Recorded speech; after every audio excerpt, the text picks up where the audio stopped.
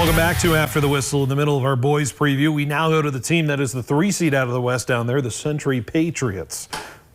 And it's a year where they came in looking to replace a lot, but have competed to get their way back to another state tournament. It wasn't an easy road. After a first-round win over the 6 seed Legacy, Century had a tough battle against Dickinson in the state qualifier round. Dickinson leading for most of the game, but the Patriots found a way to turn it up a gear and pull away in the late stages, led by their seniors.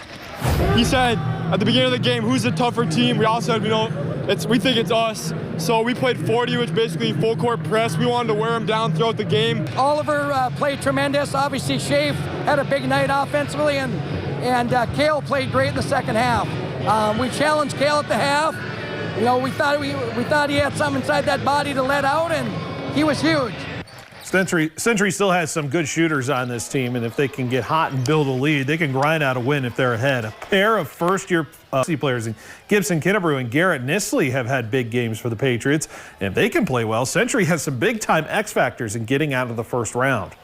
I think intensity. We don't have the size necessarily, but we got a bunch of fighters that just fight for each other, stay together, and we get the job done. Our program expects to be in the state tournament, and we're going to show up on Thursday and put a game plan together and figure out who our opponent is, and we're walking in this building expecting to win. The player to watch will be all-conference guard Isaiah Schaefer. The Patriots' all-time leading scorer in career points and a deadly spot-up shooter from 3. His underrated trait is his ability to get in the paint and grab an offensive board, which can provide big momentum shifts in the playoffs. Century with an 18-6 record on the season, same as Bismarck High. They will look to win a state title for the first time since 2018. Finally, to the 4 seed out of the WDA, the Legacy Sabres getting it done on Saturday, beating Mandan in a qualifier. And they did it in convincing manner, winning 89-70 over the Braves. The Sabres feel they are improving at the right time. It's a team that feels that their record is not reflective of how good they are with so many close losses. 10 of their 12 losses this season have been by single digits, showing they can hang with any team in the state. I think it's just something that builds throughout the year. We had a lot of close games this year and came out on the wrong side of some of them, but you learn from those. You build a little bit of character, and when that happens, it's easy, like I said before, it's easy to mail it in when things are going your way and kind of hang your head. This group doesn't do that.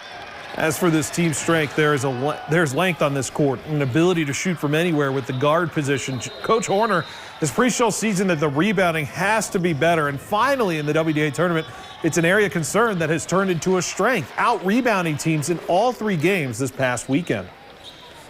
Rebounding's been a problem throughout the whole season, and in the locker room, that's what the board said. There's not much on the board, it just said hit first, find a body first and box out, and I think that's the missing piece that we really needed, because that's really the missing piece. We were losing all these close games, but they had 20 offensive rebounds, and that didn't happen today, and it showed.